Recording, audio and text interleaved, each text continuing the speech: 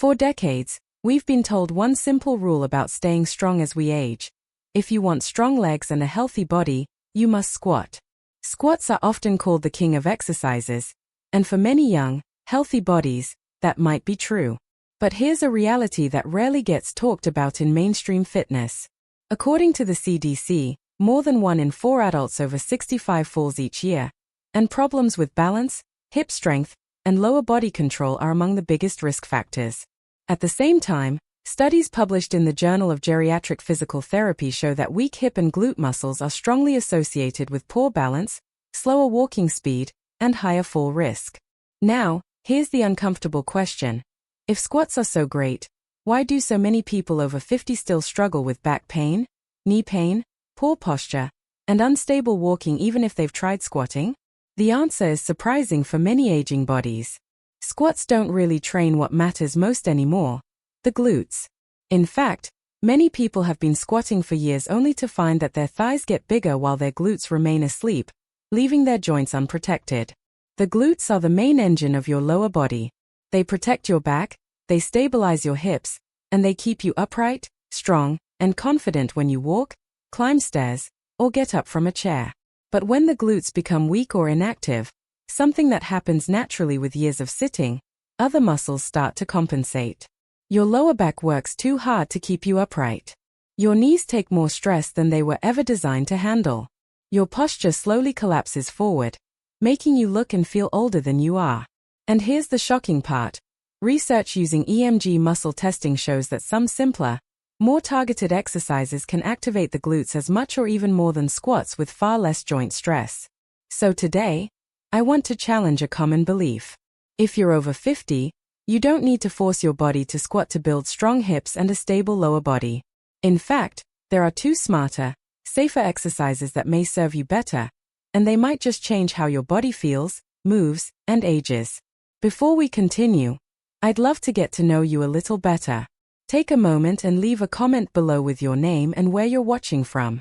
We have people here from all over the world, and it's beautiful to see a community of adults over 50 choosing to stay strong, active, and independent together.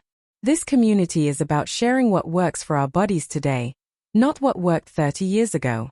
Let's take a closer look at the muscles we're focusing on today: your glutes. Your glutes are made up of 3 major muscles. First is the gluteus maximus, which is the largest and most powerful muscle in the human body. This is your main engine for hip movement and the muscle that gives you the power to stand up from a deep chair. Then you have the gluteus medius and minimus. These are smaller muscles on the side of your hips that act as your body's internal stabilizers. They keep you balanced and stable when you walk or stand on one leg. When these muscles are strong and properly activated, they support your spine, protect your knees, and improve your overall posture. But when they're weak or inactive, which is very common as we age, the rest of your body has to pick up the slack. This is where the trouble starts. Years of sitting at work, in the car, or watching TV can cause a condition called gluteal amnesia.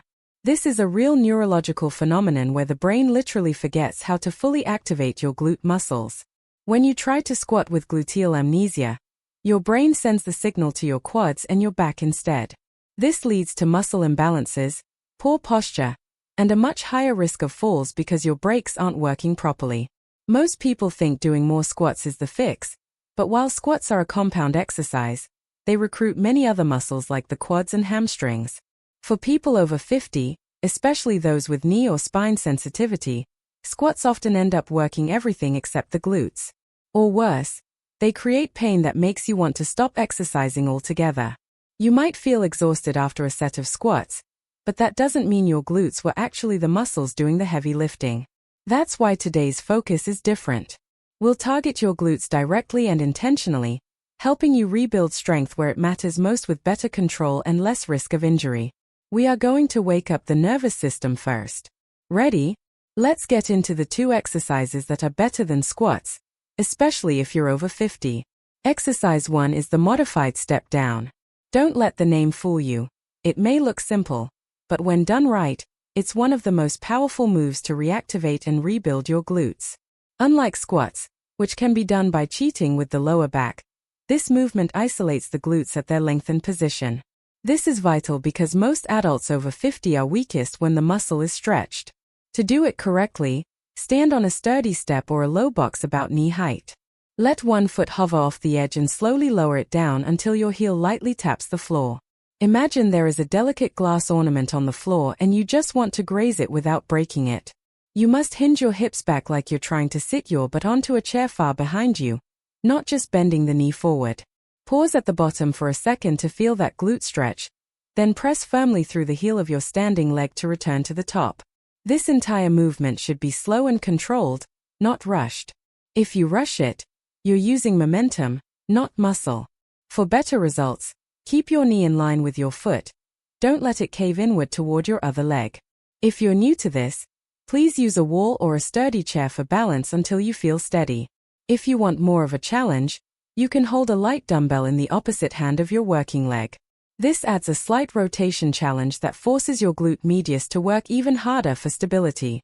This move is superior to squats for the 50-plus demographic because it places significantly less pressure on the knees and spine. It provides targeted glute engagement and is much easier to modify at home. This move trains not just strength but also the proprioception and balance required to prevent falls in the real world. Let's now move to the second exercise, one that fires up your glutes at the peak of their strength curve, the hip thrust. We are going to perform this with a special technique called the scoop motion. While the step down focuses on glute strength at the lengthened position, the hip thrust helps you build power at the top where your glutes are fully contracted. This combination is the key to total hip health.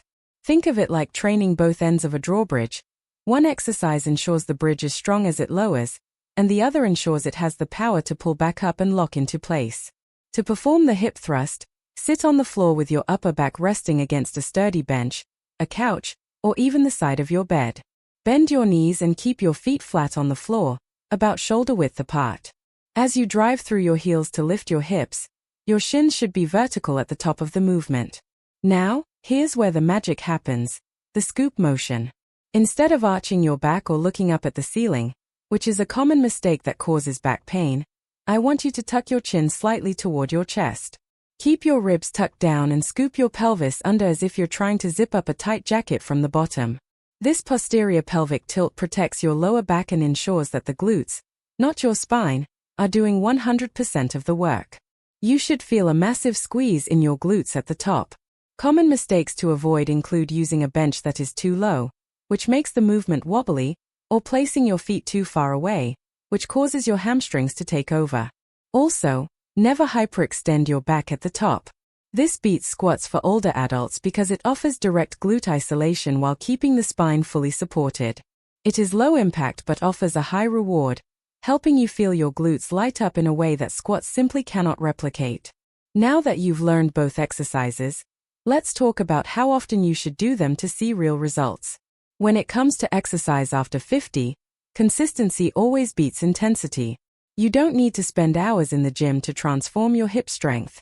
Leading physical therapists recommend doing each of these two exercises 2 to 3 times per week. Start with 3 sets of 8 to 12 slow, intentional representatives. Focus on the mind-muscle connection first, not how much weight you are moving. If you're a bit sore the next day, that's perfectly okay. It's a sign your muscles are waking up. However, avoid pushing to the point of extreme fatigue that disrupts your daily life.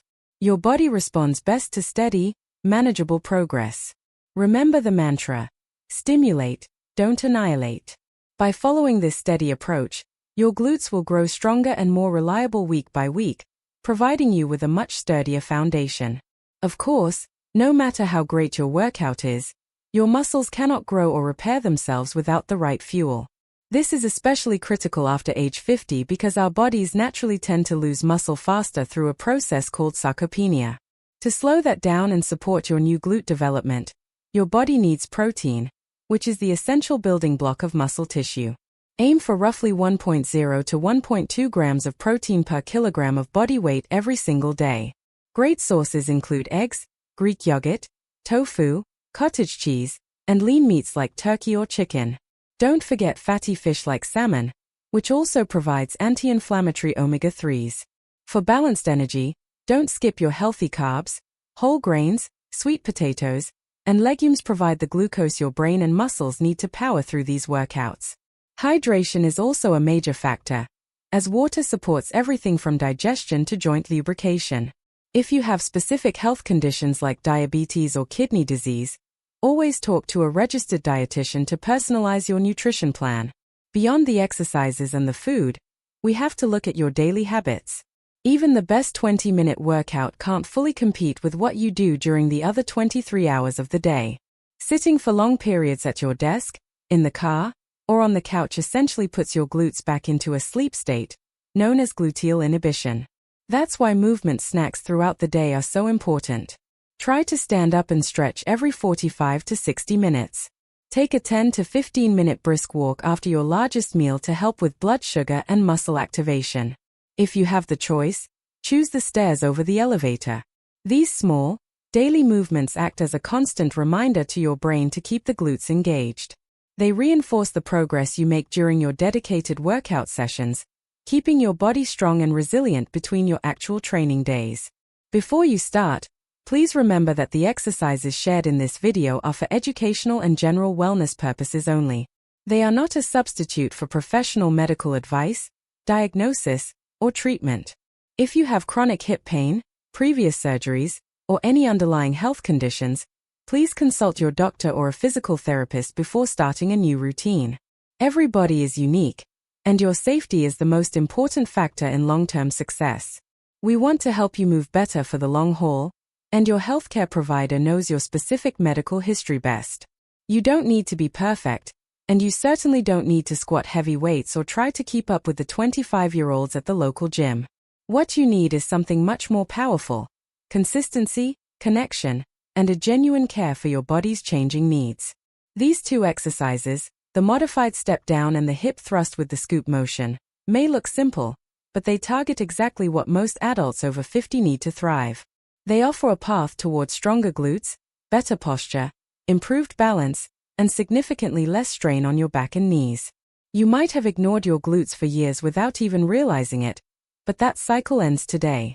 Start small, perhaps just twice a week, and really listen to the feedback your body gives you. Stay curious about your movement rather than being critical of your current fitness level. Over time, you will feel your body move with a sense of strength, confidence, and ease that you might have thought was gone for good. If this video inspired you or gave you a new perspective on aging, I'd love for you to like the video to let us know. Share it with a friend, a spouse, or a parent who might be struggling with mobility. And don't forget to subscribe for more practical wellness tips designed specifically for your stage of life. We're building a movement here, not just muscles, and I'm so glad you're here to be part of it. Stay strong, stay curious, and I'll see you in the next video.